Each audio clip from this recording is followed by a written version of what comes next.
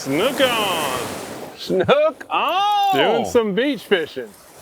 Yep, trolling motor died. We were near the beach, so we said we might as well do a little beach fishing.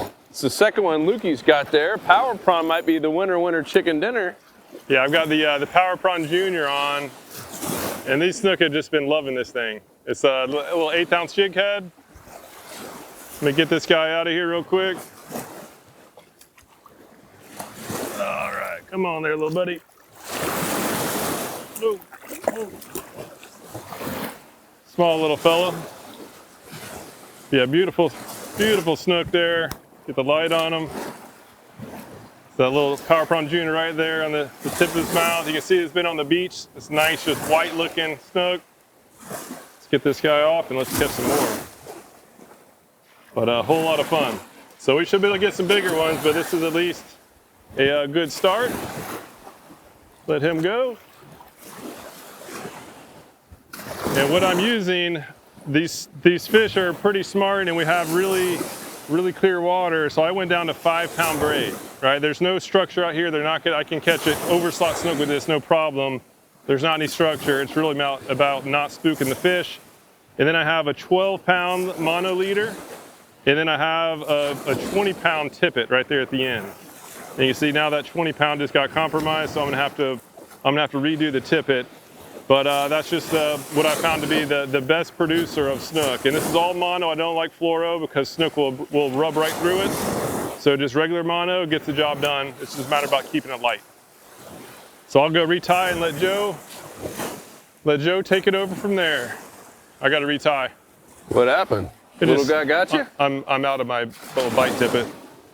And I might have to go to a Power Prawn myself after seeing you. I'll get a couple. I might have 2 extras in my pocket. Oh! But yeah, the big thing about this beach fishing is, especially early in the morning, the sun's just starting to come up, and you have to watch your shadow. Most of these snook are going to be patrolling right on the edge. And I don't know if you can see the shadow in the camera or not, but our shadows are going like 6 feet onto the water. So as we're going to be traveling this way. As we're going this way, there's pretty much 0 chance that we're going to catch anything behind our shadow, because as our shadow goes across, these snook, they're not smart, but they're also not stupid. Any kind of big shadow that's bigger than them, it's going to spook them off.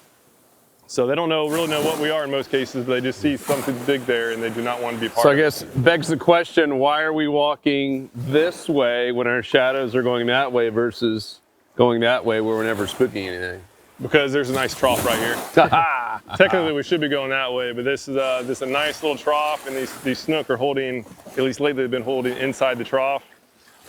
And yeah, our trolling motor, originally we were going to take the trolling motor around, but trolling motor decided to stop working on us. So now we're on plan B.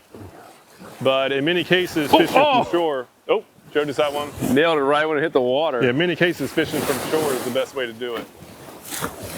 Because the boat, although our shadow kind of spooks fish. There we go. Big old boat, there we are. Oh. A big old boat will really spook them. You see how close that was to the edge? Yeah, I'm gonna get them off the beach. Jeez. So yeah, most of these fish, that snook doesn't like the water. Just get them out in the water, Joe. He does not want to go to the water. Yeah, most of these fish are going to be right, like within 3 feet of the shoreline, and so a lot of people do themselves an injustice. Quick release. By actually getting in the water. I usually stay like 10 feet off the water and cast right along the edge. That's where most of the action is. So this aggressive little guy there. Yeah, he wasn't playing around. So literally, as soon as it hit, it ran up on the beach. I did not do that because it was caught within 2 to 3. I mean, it was in inches of water, and I think that's what so many people miss, right? And we did. Remember when we grew up beach fishing? Oh, yeah. We'd go out there to our nipples, thinking that we want to get as far as possible. And in many cases, these fish are just cruising. They're doing the same thing these birds are doing up here. They're trying to find the easy meal in inches of water. Yeah, there's a lot of whiting, there's a lot of small bait fish that are up on the shorelines, and even sand fleas and stuff. They'll eat a little bit of everything. But yeah, most of the action will be right up on the shoreline. So I'm almost back in action. I'm doing a blood knot in case you're wondering about the bite tip, but we've had questions coming on that. So it's a line-to-line blood knot. So it's the 12-pound mono down to the 20-pound mono. And then we're going to give ourselves like a 10-inch bite tippet, and we'll be good to go. And many times too with these beach snook, as Luke showed in his fish, they're a really light color. And I've seen people they think it's going to be really dark in terms of, seeing the fish go by. And many times you don't see them until they're close, right? They're blending in just like they're meant to. Yeah. Really, really interesting with these really, really light beach snook. So far, Power Prawn 2, Slam Shady 1.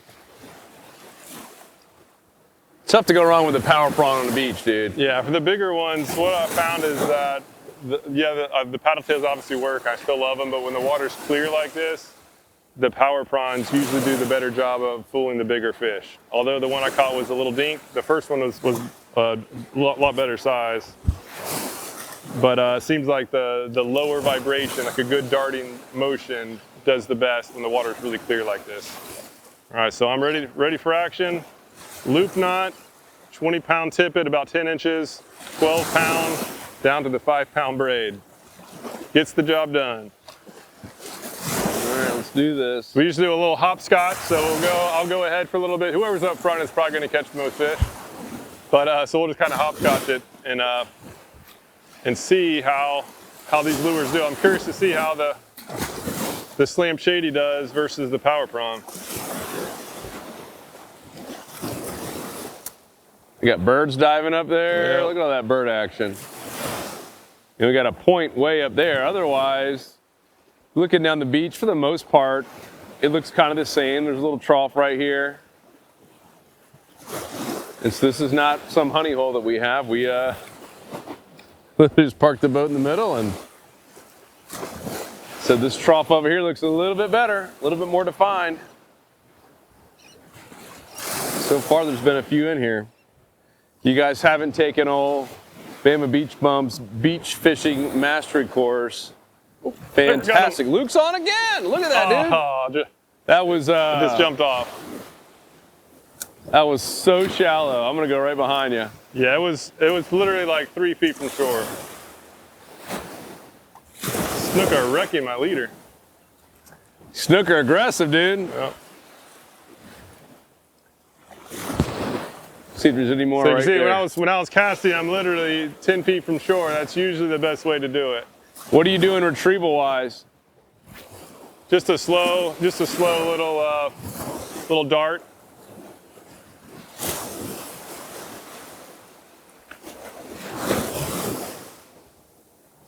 Yeah, anyhow, that Bama Beach Bum course, really, really fantastic. And as Luke talked about earlier on the tackle, and obviously it's going to depend on where you are and what you're targeting, but we're using the same rod and reel, same equipment for the most part that we use going after snook and reds on the flats. Yeah, I was tempting fate there. That snook got some rubbing on the line, and this is light tackle, and there are pretty high odds of getting some bigger fish doing this too, so I'm going to go ahead and just play it safe and retie. It's tempting to keep casting, but it's just not worth it if you hook into a giant snook. Hey, some kind of unrelated, but for you podcast listeners, we did a podcast, gosh, it's been a month or so now, about these deep trawling, these nets, and we won, if you can believe it. Noah, I think after all that feedback from so many recreational anglers and really just people concerned about taking trawling that close to this really, really important reef, they turned down that amendment to let these rock shrimp trawlers get back in there. Fight's not over, but just wanted to share that's fantastic news that Noah did, at least the people who are voting did the right thing. It wasn't a 100% unanimous win, but it was a win. So Really, really stoked about that. I know Dr. Edie there, they spent a lot of time and energy fighting stuff like that, and they were obviously really stoked, as we all should be. It was interesting if you read the comments on that original podcast, and people get heated up. Now, see, Luke's way in front of me, spooking all the fish. I got no chance back here. So, Joel, we're going to keep moving up. At some point, we'll just start walking backwards again and hit those areas. You getting any weeds at all, Luke? Not much. Yeah, there's some weeds right on the shoreline, but by the time you get them, it's pretty much a done cast. No one else out fishing today. We got two turtle lovers, I believe, up ahead. All these little turtle nests. I think they're coming by and checking on them. What does those little signs say? The names of the turtles? How do you know so much about turtle nets, Joel?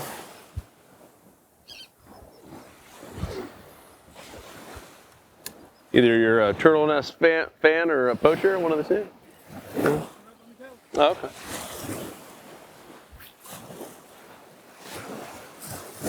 Who gets to name them?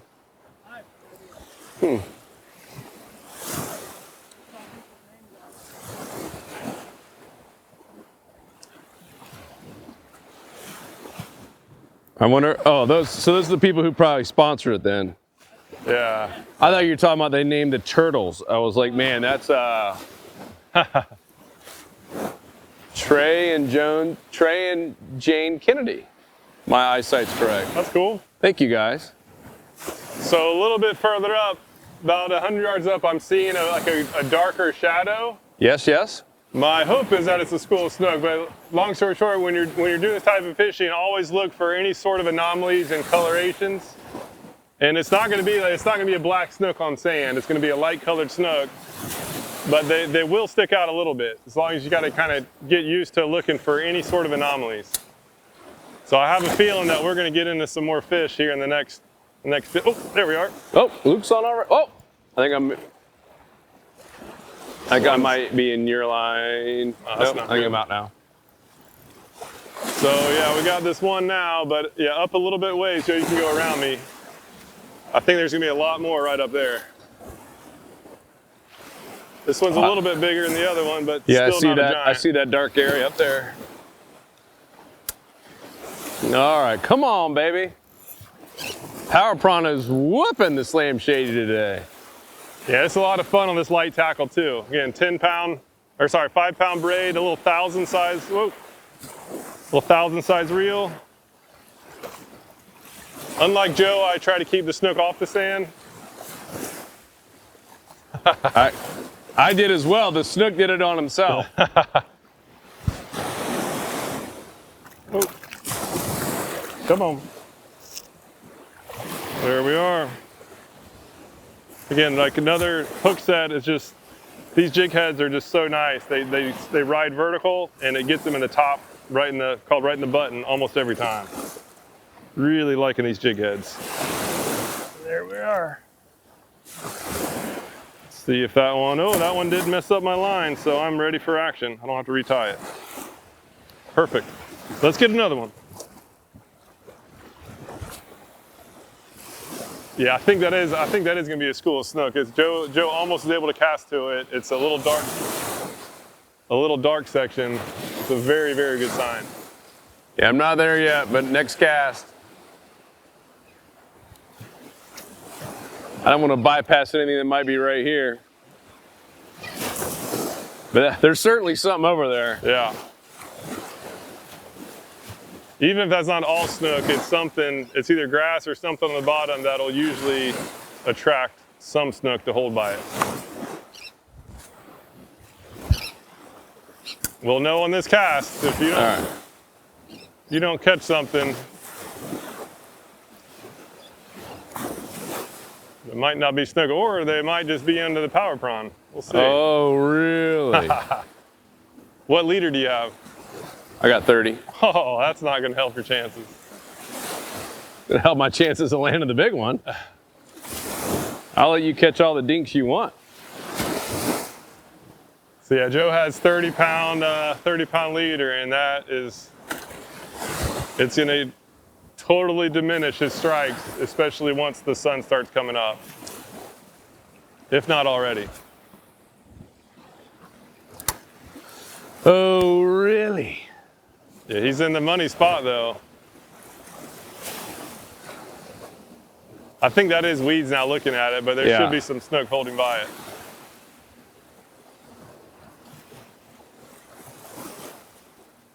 Yeah, it's always a tough call, you know.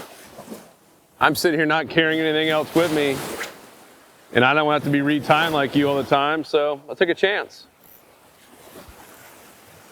I go 30. Oh, snook just struck. I just saw it out there. Yeah, another 100 yards. It's feeding on bait up there, Joel. Yep. I don't know. Hit right on the shoreline.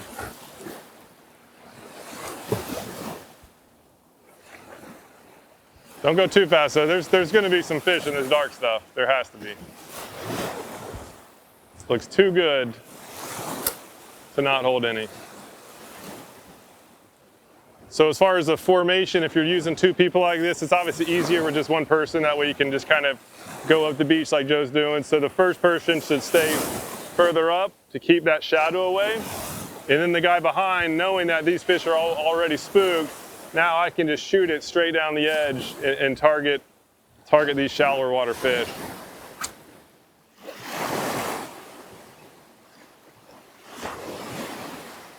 But yeah, being up front. Oh, there we are. Hey! Nice, right on the dark stuff. Ooh, there we are. This is a little bit bigger one.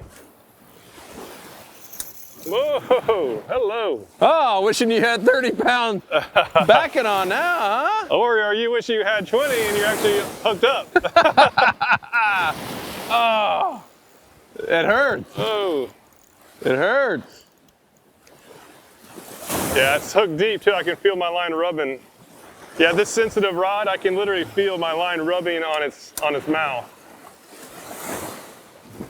This is one of the custom rods that we're doing with mud hole here.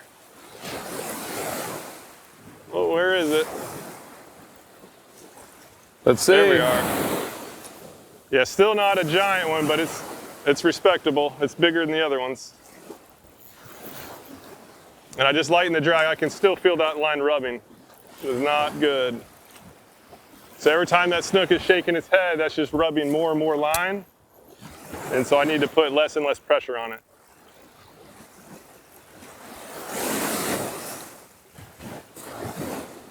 Yeah, I can't see the lure, so it's in there pretty good. All right.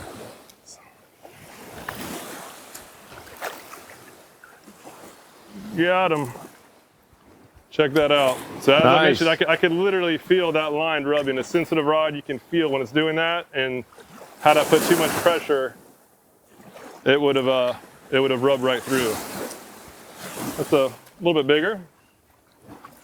There's certainly bigger ones out there, but that was a ton of fun on a 5-pound line. Really, really fun. Power Prawn Junior is All right. getting the job done. Oh.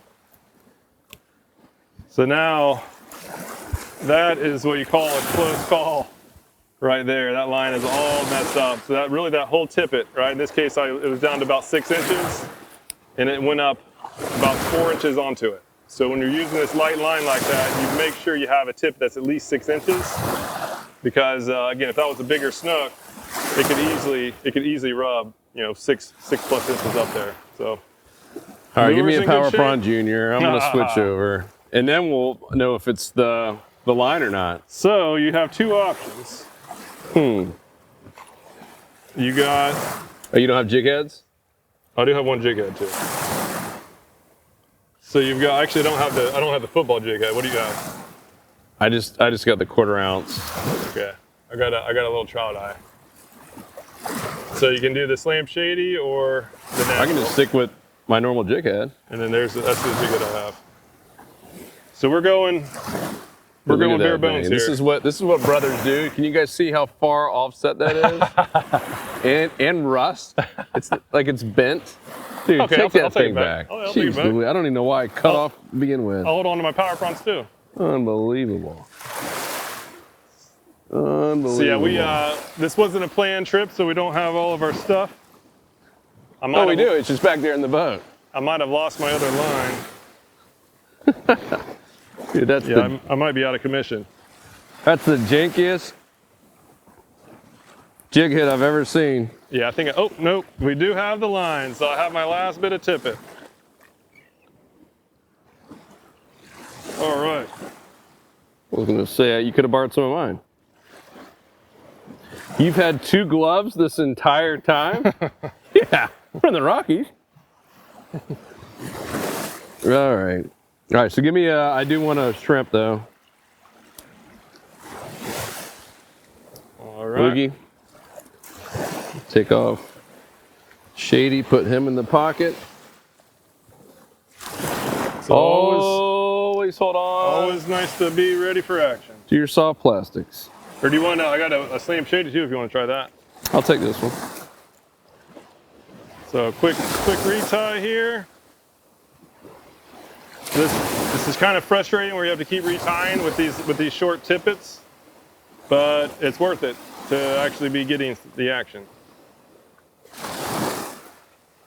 And over time, these knots get quicker and quicker to tie.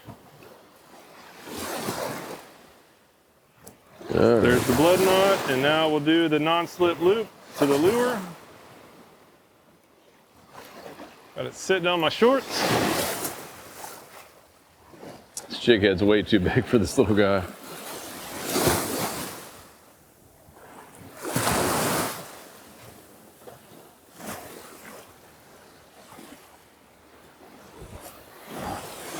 Yeah, there's definitely going to be more fish up there. This is such a nice. We got a trough and some dark stuff on the bottom. That's just a recipe for some snook.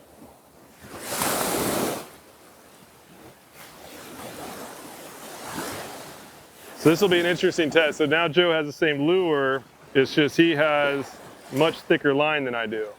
And I got a massive jig head. Which one do you have?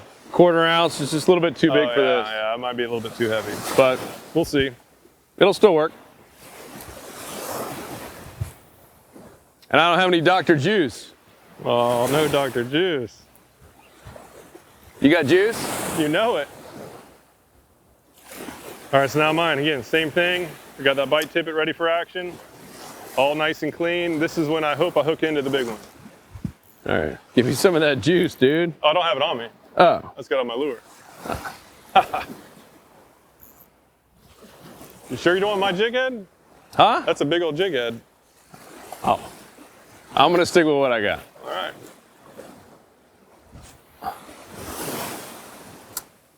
That jig head is literally rusted and bent. I was in a hurry. I knew the snook were going to be here. Yeah, I mean, the bite stays on. We go back to the boat and actually get all of our gear. Yeah. Some Dr. Juice back.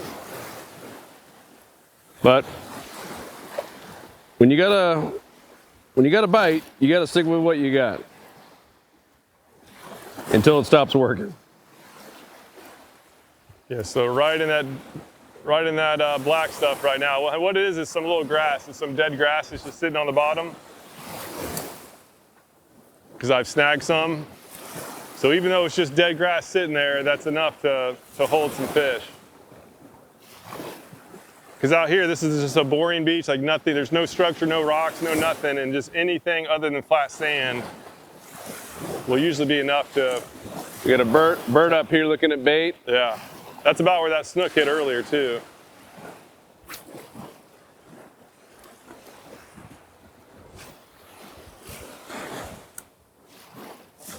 But I think a lot of it does come down to the line diameter. Yeah. I've seen a big increase on even going from the braid, like a 5-pound braid versus a 10-pound braid. It's just less drag in the water. And for around Tampa Bay, there's just so much fishing pressure here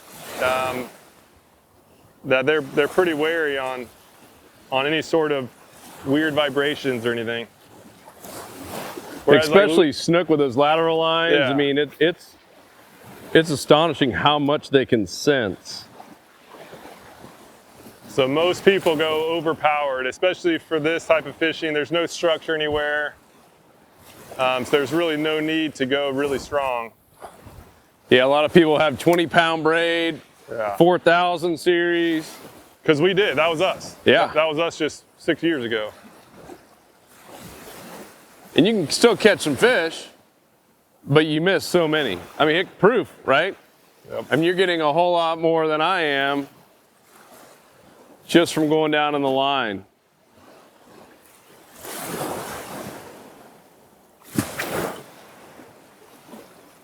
If you're real nice, you take some shells back to your special honey. Yeah, it's just a lot of fun, and this same thing can happen real on any beach, which is the cool part. This is something that anybody can do. You don't have to have a fancy boat. It's really about just getting out there early. You need to be out on the water before all the tourists get out. Because as people start walking up and down and the shadows go over people, especially when people start swimming in the water, those fish will get spooked. They'll still be there and you can still catch them. It's just a whole lot harder. This is like a perfect situation where somehow nobody's out here. Like usually on the weekends, there's people all lined up and down this beach here. But early morning's fair game. Yep. Cool. Well, we'll keep walking up a little bit more and probably just end this one. Yeah, I think we covered everything as far as the essentials on this beach fishing.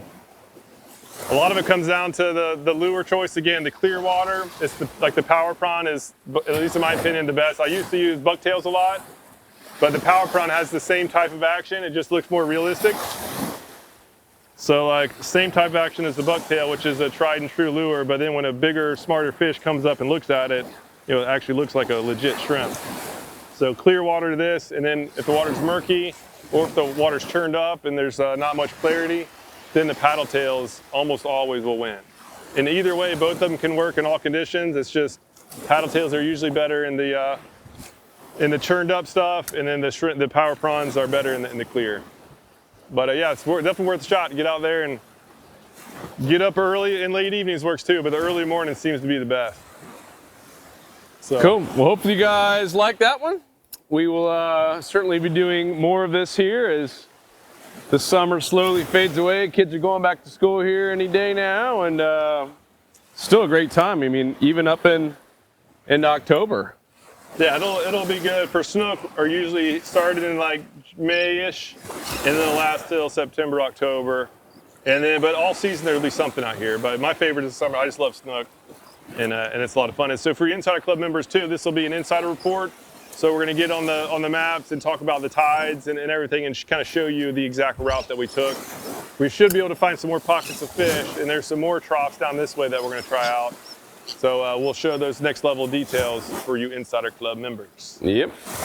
Other than that, we'll see you guys on the next one. Make sure if you're not a member, get in, get the Smart Fishing Spots app. We find new spots like this, both inshore, offshore, even on the beach. It even has the waves on there. I mean, so many things that this tool does, and it's all complimentary to all of our members. And that's at saltstrong.com to join. Cool. Anything else? Let's do it. We're going to see if we can pick off some more and see if we can get an up or over slot one before the sun gets too high. Wish us luck. Thanks, guys. Peace. We out. See ya. Woo-woo.